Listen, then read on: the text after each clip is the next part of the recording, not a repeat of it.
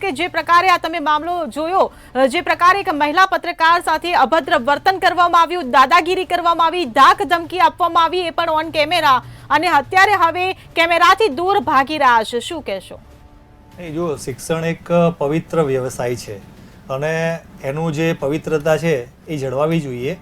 કમનસીબે અમુક એવા સંચાલકો શિક્ષણ જગતમાં આવી ગયા છે કે જેમનો માત્ર ઉદ્દેશ્ય પૈસા બનાવવાનો. એમને શિક્ષણ સાથે, વાલીઓ સાથે, એમના વિદ્યાર્થીઓ સાથે કોઈ લાગણીના સંબંધો, ભણતર સુધરે, સમાજમાં એક સારો નાગરિક પેદા થાય, આવું કશું જ માનસિકતા નથી.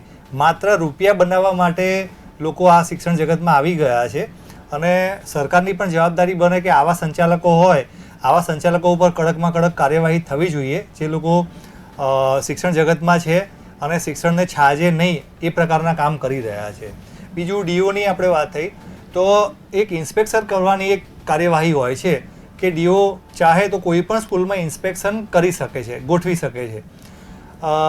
જો ડીઓનું કડક ઇન્સ્પેક્શન થાય અને એ ઇન્સ્પેક્શનના રિપોર્ટ છે એ રિપોર્ટ જાહેર થાય તો આ ઘણી બધી આ ટાઈપની જે ડમી સ્કૂલો ચાલે છે આનો પર્દાફાશ થાય.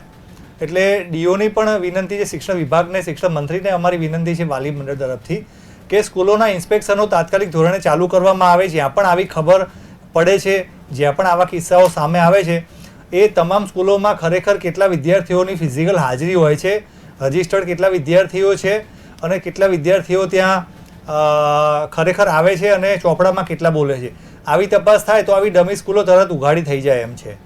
બીજી એક અન્યાયની વાત કરી કે ઘણા વાલીઓ એવા હોય છે કે જે બાળકોને સ્કૂલો મોકલવા માટે કહેતા હોય છે કે રોજે સ્કૂલે જવાનું. અરે હવે આવી સ્કૂલો પૈસા લઈને તમને હાજરીની કોઈ મહત્ત્વ ના રાખતા હોય તો જે લોકો રેગ્યુલર આવે છે, જે વિદ્યાર્થીઓ, એને અન્યાય થાય. જે હાજર નથી રહેતા એમને ઇન્ટરનલ માર્ક પૂરા, કારણ કે એ લોકો પૈસાથી, એટલે પૈસાથી શિક્ષણ ખરીદવાની વાત થઈ કે પૈસા આપો તો તમે માર્ક્સ વધુ મેળવી શકો. એટલે આ પણ એક માનસિકતા છે આ ડમી સ્કૂલોની. આ પણ ખૂબ ખરાબ માનસિકતા સમાજમાં પ્રવર્તે છે કે પૈસા આપીને ઇન્ટરનલ માર્ક લઈ જાઓ, તમારે સ્કૂલે નહીં આવવાનું અને તમને માર્ક્સ મળી જશે. તો જે વિદ્યાર્થીઓ રેગ્યુલર સ્કૂલે જાય છે એ લોકોનું શું? એટલે આ પણ બિલકુલ કમનસીબ બાબત છે અને આવી સ્કૂલો ઉપર કડક કાર્યવાહી થવી જોઈએ. જી બિલકુલ. ધર્મેશભાઈ, આપ અમારી સાથે જોડાયા ચર્ચામાં, બદલ આપનો આભાર.